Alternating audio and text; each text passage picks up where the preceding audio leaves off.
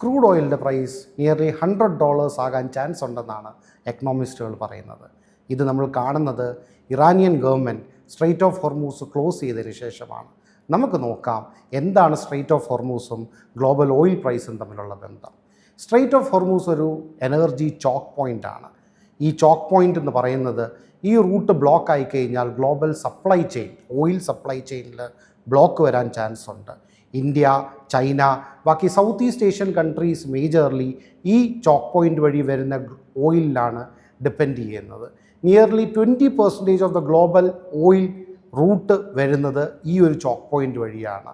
ഇതിനോട് ചുറ്റുപട്ട് കിടക്കുന്ന countries like Iran, Iraq, Bahrain, Oman ഇതെല്ലാം മേജർ ഗ്ലോബൽ ഓയിൽ പ്രൊഡ്യൂസിങ് കൺട്രീസാണ്.